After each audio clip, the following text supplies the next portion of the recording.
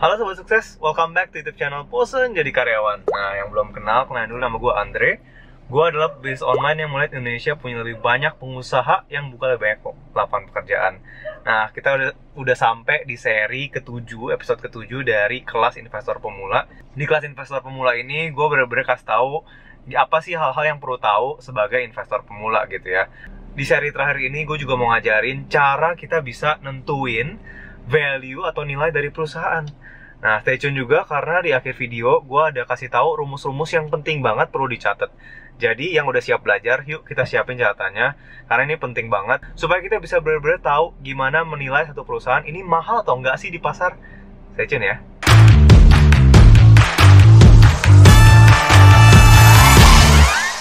Oke, di video kali ini kita mau belajar cara menghitung nilai saham. Nah, pertama-tama contoh ada satu company, namanya company A ya. Nah, saya company A, dia itu perusahaan publik, perusahaan terbuka. Nah, jadi sahamnya itu diperjualbelikan untuk publik. Nah, perusahaan terbuka yang berarti punya laporan keuangan. Laporan keuangan transparan ya. Jadi maksudnya dibuka ke publik juga. Jadi ada di websitenya Bursa Efek. Tugas kita sebagai investor adalah harus ngelihat nih laporan keuangan tersebut. Ini tugasnya investor. Nah, tapi apa aja yang perlu dilihat gitu. Kalau untuk kita tahu cara ngitung nilai sahamnya, kita perlu tahu namanya ekuitas ya. Total ekuitas. Ekuitas itu sama dengan nilai aset bersih perusahaan.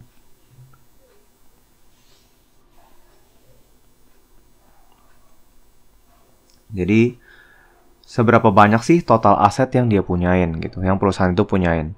Nah, total aset bersih ini, ekuitas itu, ada rumusnya juga.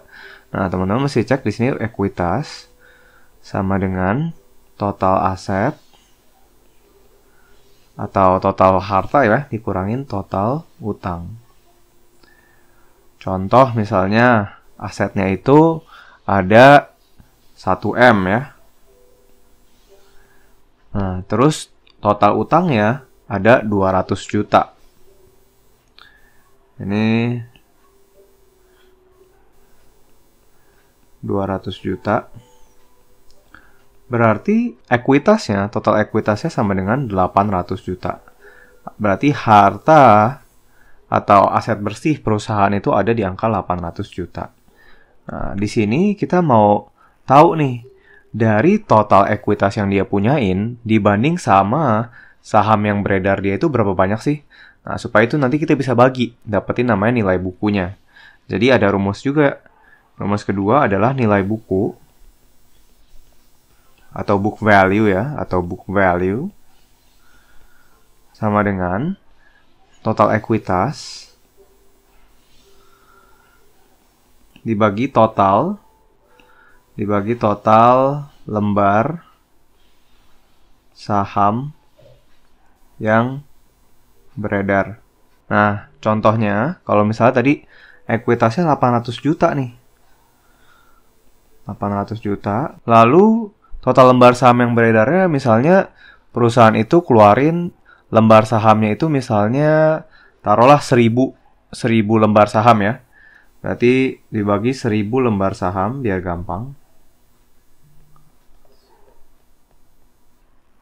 Nah, berarti di sini totalnya itu 800.000.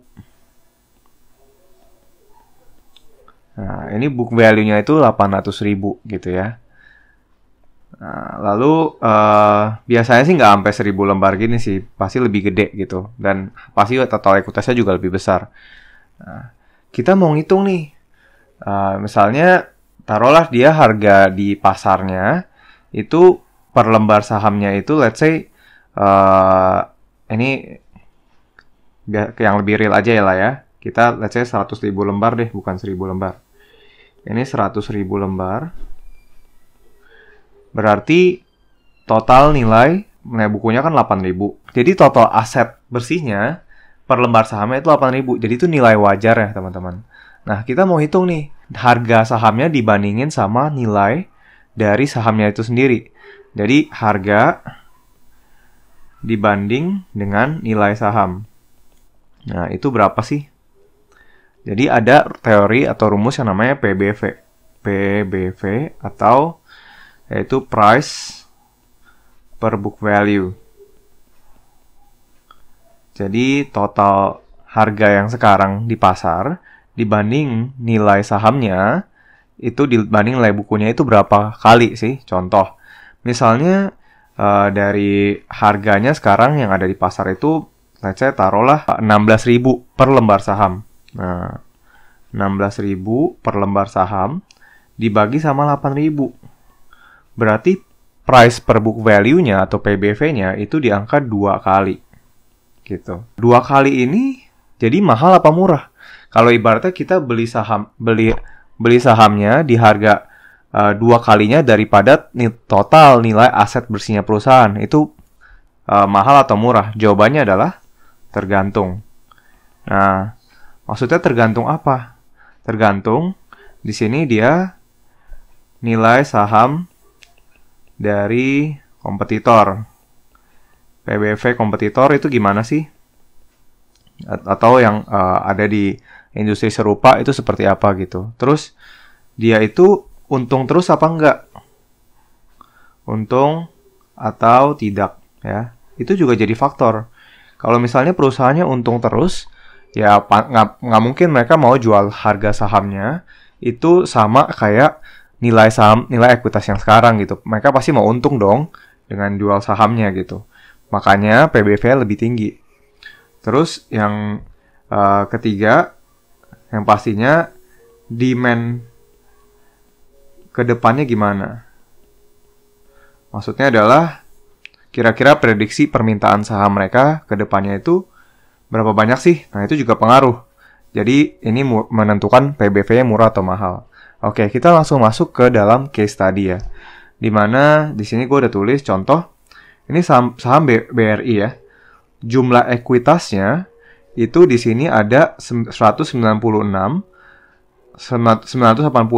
482 di sini juta ya. Jadi ini tuh satuannya juta. Nah, terus total saham beredar dia ada di 122.000, 112 di sini satuannya juga juta. Nah, juta ketemu juta itu kan kita hilangin lah ya. Jadi kita bisa lihat kalau 196, 985, 482 ini dibagi 122 itu 122, 112. Nah, itu top book value-nya itu jadi 1.613. Nah, waktu video ini dibuat, harga saham BRI itu di sini 3.780 ya. Nah, kalau kita bagi sama book value-nya, nah, itu berarti PBV-nya atau price per book value itu 2,3 kali. Nah, ini silahkan teman-teman bandingin sama pertama, jadi historisnya. PBV-nya tuh historisnya BRI itu berapa sih dari tahun ke tahun? Apakah historisnya itu misalnya 3 kali? Berarti kalau PBV lagi 2,3 itu lagi murah. Teman-teman juga lihat di situ kayak BCA dibandingin sama Mandiri dan lain-lain, itu PBV-nya gimana sih performanya gitu ya. Jadi teman-teman bisa decide ini tuh harga yang bagus atau enggak untuk masuk gitu. Nah, itu kalau kita mau belajar fundamental. Kita mau belajar dari gimana sih kita nilai perusahaan ya. Jadi semoga konten ini bermanfaat dan teman-teman bisa belajar. Jadi kalau masuk ke pasar saham itu nggak asal-asalan. Harus lihat juga dari fundamentalnya ya. Kalau misalnya konten ini bermanfaat, jangan lupa di like dan di subscribe.